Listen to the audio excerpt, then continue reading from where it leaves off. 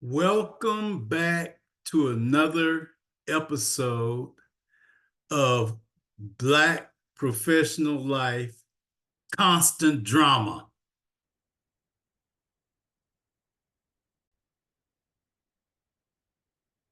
As you are aware, we have started this review based upon the new book, Double Agent Convicted Saint, that's already published.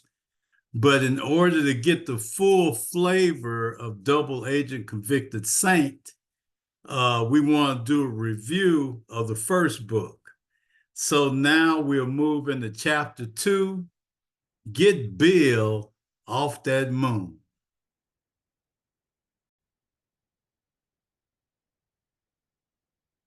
Get Bill off of that moon, will you? This poem will describe what's going to come up in the next chapter 2. Goon done gone to the moon and become a fool. Don't want to be beat up by the moon no more. The moon can kick some booty, shed that old skin, and become akin to the likeness of Bill. Bill is slick like Rick. He knows all the latest tricks. The skin fits old Willie, who is now Billy, very well. We think that we see you, but nobody will ever tell it is old Willie hiding under that skin. Because your name is now Bill, and you are destined to give all who want to ride cheap yet expensive thrills.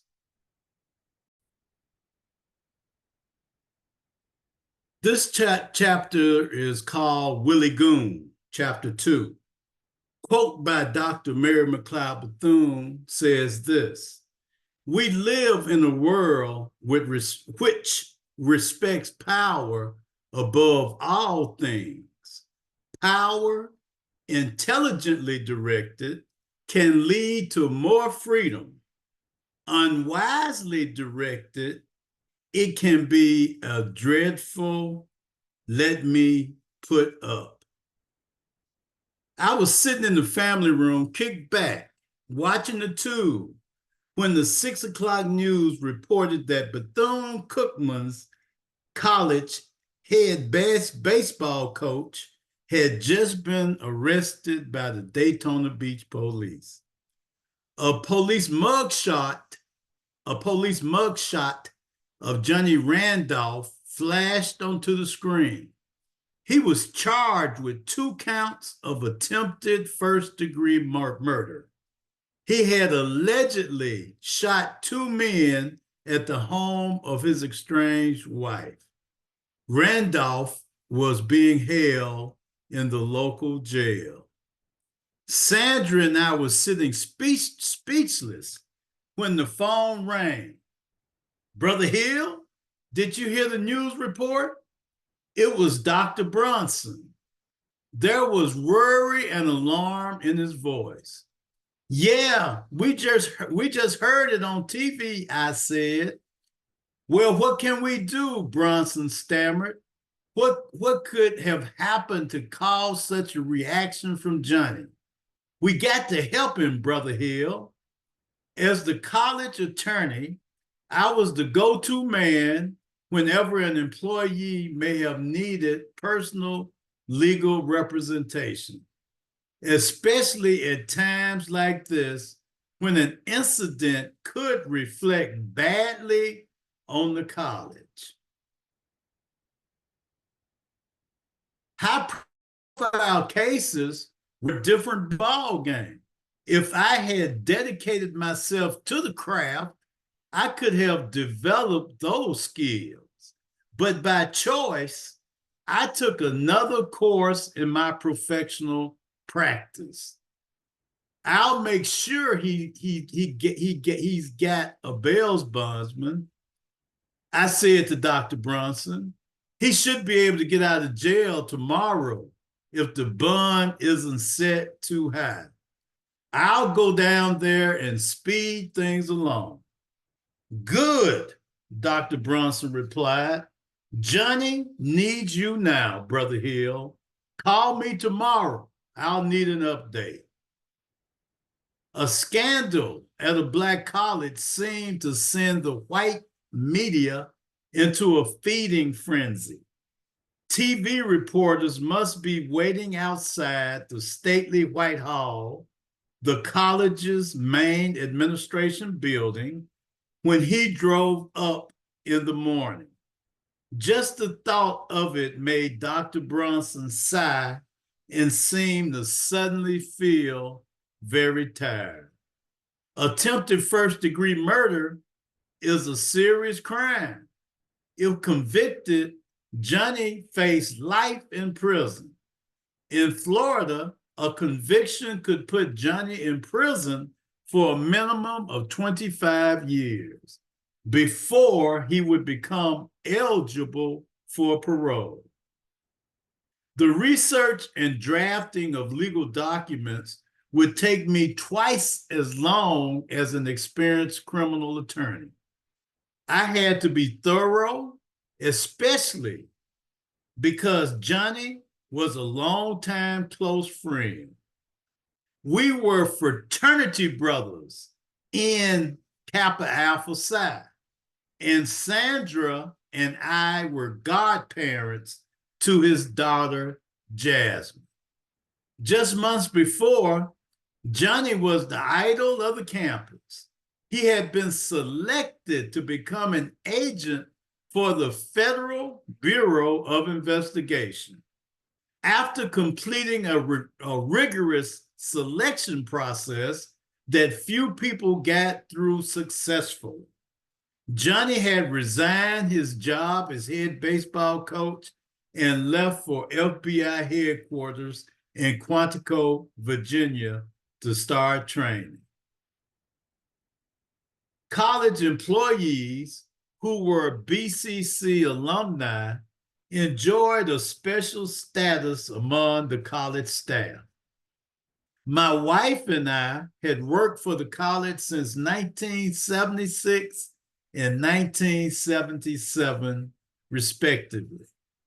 We were considered honorary members of the local alumni chapter, but several administrators and other staffers had told me point blank over the years that we were still considered outsiders. The case would be tough to win because it had been assigned to a circuit court judge, a woman renowned for her stiff sentences and no-nonsense attitude in court. I regret that later in her career, the first woman judge of Volusia County, Gail Graziano, was removed from the judicial bench for misuse of her power by the Supreme Court of Florida. At night, I would unwind at the Mirage, drinking the usual tequila until late into the night. Then I would dip heavily into the cocaine.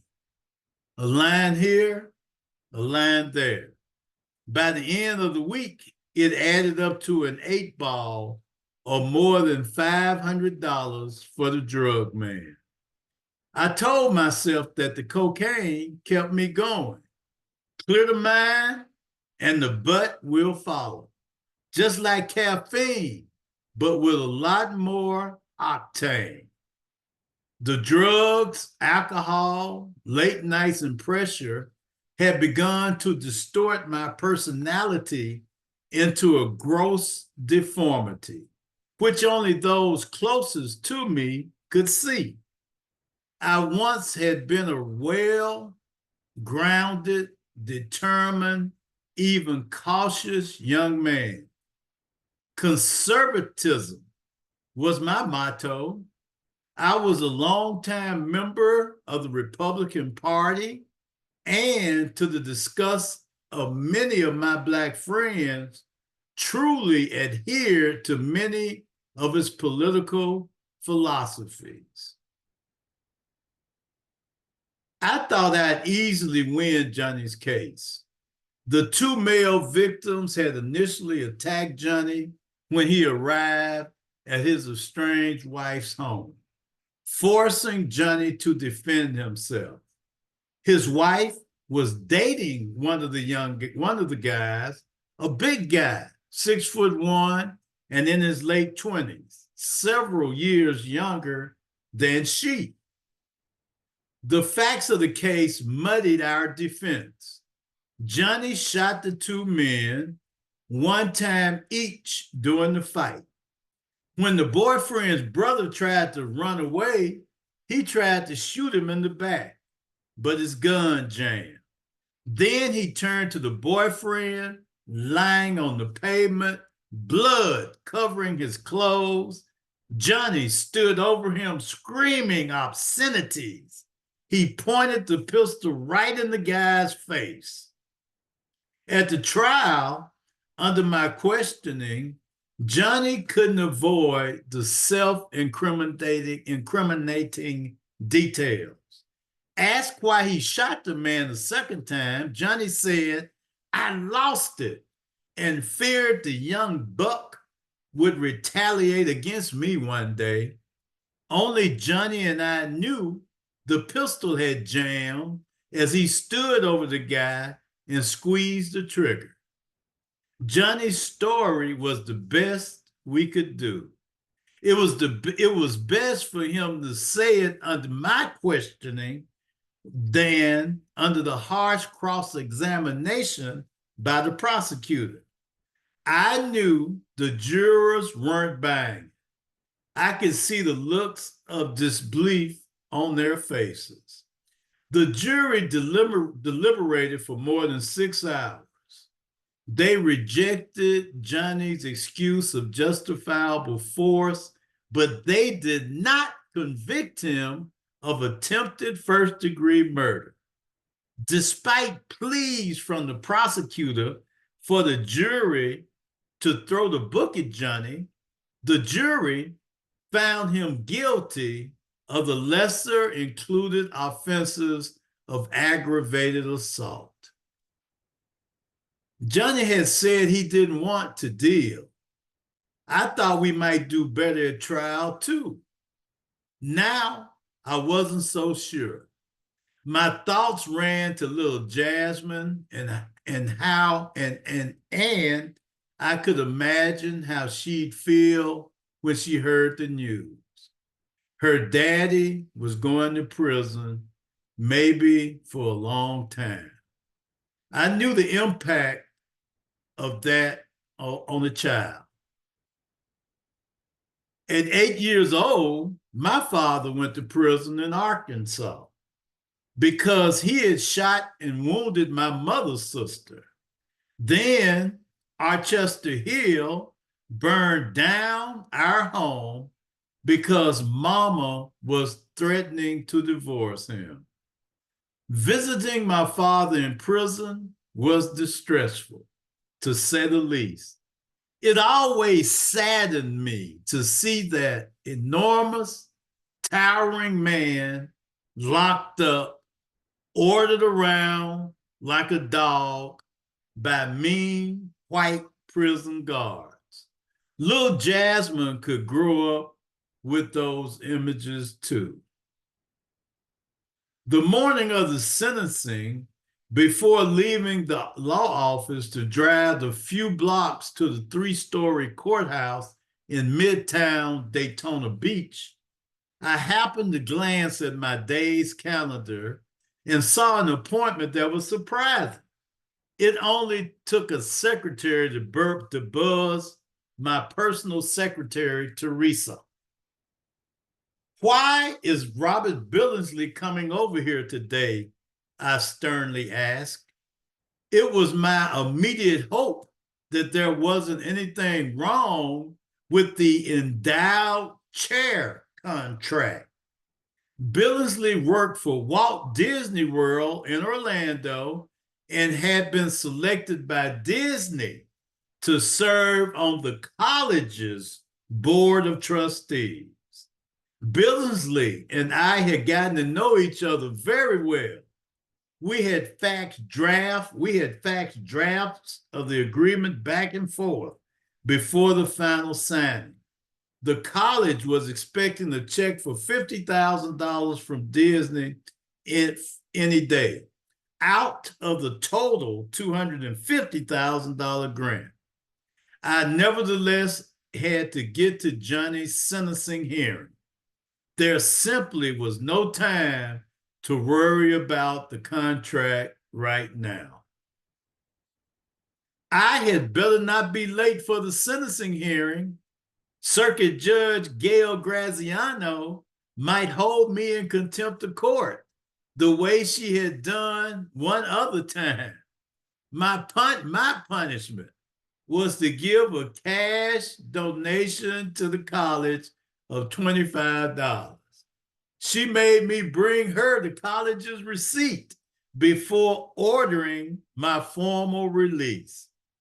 At first, I thought she was just kidding about the donation, but her words were, "Don't try me, Attorney Hill, because I will put you in jail."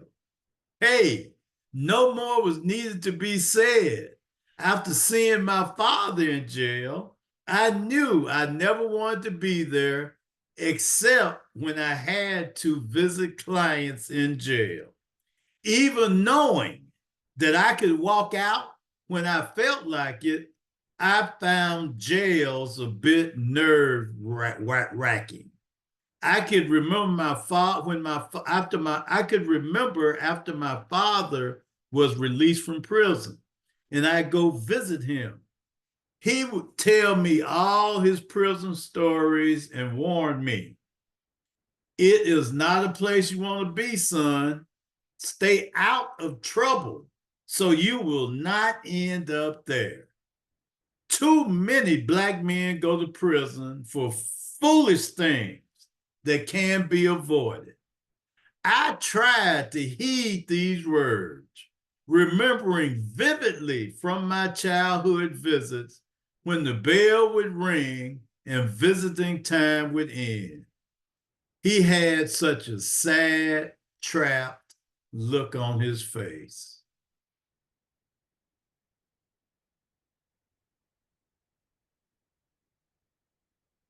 The judge was unmoved.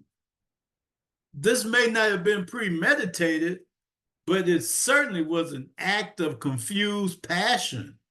She said and promptly sentenced Johnny to 10 years in state prison. Boom, court adjourned, she added and walked out the side door. My heart sank. I turned to Johnny, who looked calm and stoic. "I'm sorry, Johnny." He said it could have been worse. The jury could have convicted him of attempted first-degree murder, and the judge could have sentenced him to the max life in prison. Many people in the Black community openly said after Johnny's conviction, he should have hired a white attorney. It would have increased his chances of getting off. Maybe they were right, I thought. A Black defendant faces an uphill battle to sway a jury. Then when the jurors see me, regardless of how well I perform, they can't see past my Black skin. As Johnny was led away in handcuffs, I headed back to the office. On the short drive, I wondered what lay ahead for Johnny. Tears came to my eyes as I felt the depth of my despair about his future. I pulled into my law office parking lot and parked my new Benz beside one just like it, except gray. I knew it was my next appointment. I love the looks of these expensive German cars. Pure class, I thought.